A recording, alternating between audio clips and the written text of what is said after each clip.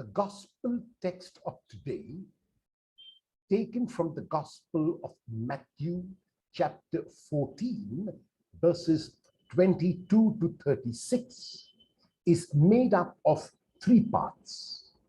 In the first part, Jesus comes to the disciples in the darkest part of the night, walking on the water and assuring them.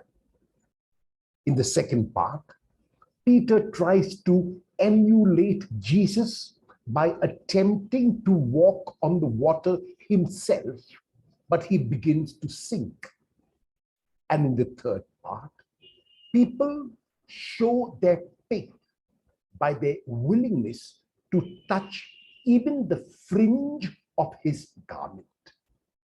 And so in the first part of the gospel text of today, we are told that the disciples go on their own for the first time in Matthew's gospel. It is also the first time in Matthew's gospel that Jesus is shown as praying. The scene is immediately after Jesus has fed 5,000 with a mere 5 loaves and 2 fish. It is very likely that Jesus went up on the mountain to pray, to thank God, because God was with him, because God came to his aid when he needed God's aid. And more importantly, Jesus knew that God would come to his aid. Jesus had faith that God would come to his aid. Even as the disciples are on their own, they are struggling.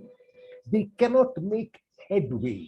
They are expert fishermen. They would have been on the sea numerous times. They would have encountered rough waves numerous times, and yet they cannot make any progress at all without Jesus. Matthew tells us the boat was battered by the waves, and the disciples are in the boat. Even as they are in the boat and battered, the Lord comes to them walking on the water. Walking on the water was a quality which only God possessed. God alone walks on the water.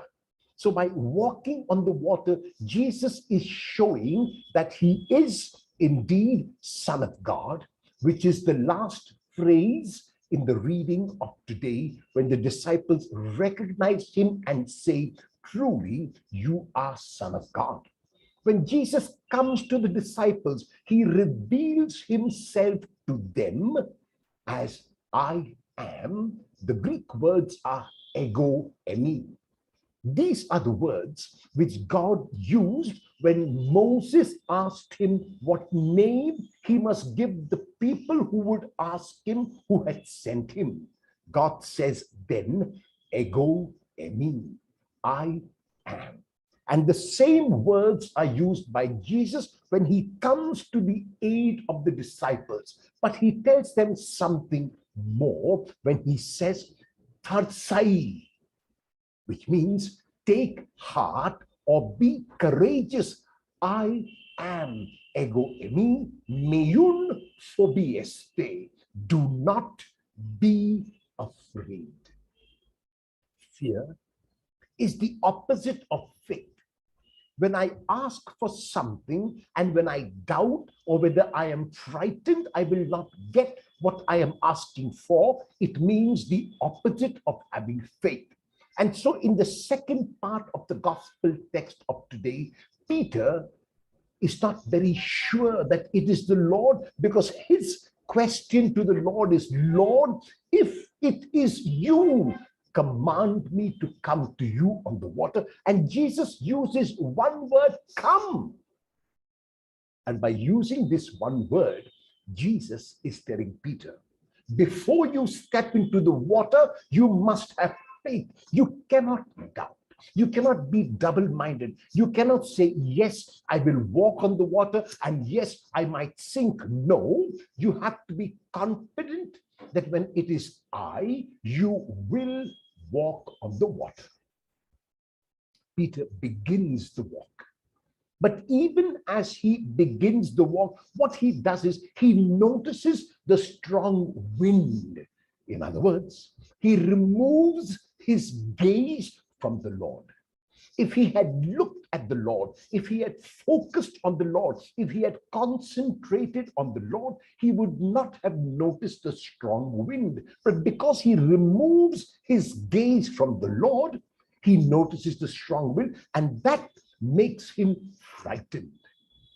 And so he begins to sink. His gaze is now diverted from the Lord. His gaze is removed from the Lord, which is why he begins to sink. And Jesus, as he always does with us, reaches out his hand and caught him and says to him, "You of little faith, why did you doubt?" Each one of us is going through our own battering by the waves of life. And even as we are in the boat which is being battered by the waves, Jesus comes to us walking on the water in the darkest part of our turmoil, in the darkest part of our anguish, in the darkest part of our challenges. The Lord comes to us walking on the water and says to us, "Tharsaite, take heart, ego eimi, I am, meiun phobieste, do not be afraid." If we have faith, even as little as a grain of mustard seed, we will indeed be able, like the Lord, to walk on the water if it is the Lord's will. And so our prayer must be, "Lord, if it is your will, I will overcome this challenge. I will overcome this problem. I will overcome this difficulty. And if it is not, I know you will give me the courage and the strength to face it squarely."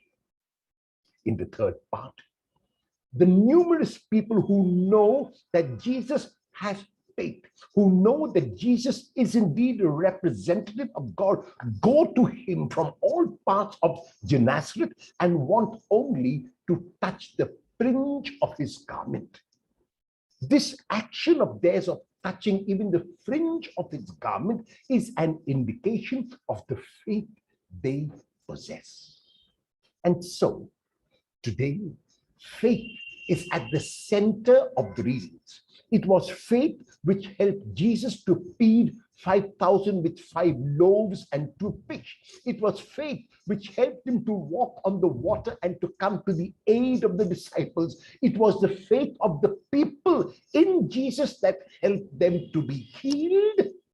But it was lack of faith, and more importantly, doubt on the part of Peter, which led him to start sinking. And so we need to ask ourselves whether we are going to be faithful or whether we are going to be faithless and doubt the Lord, who can command even the waves of the sea. Let us ask ourselves whether, like the disciples, we will be able to respond to the Lord's coming to our aid with these words, "Truly, you are the Son of God."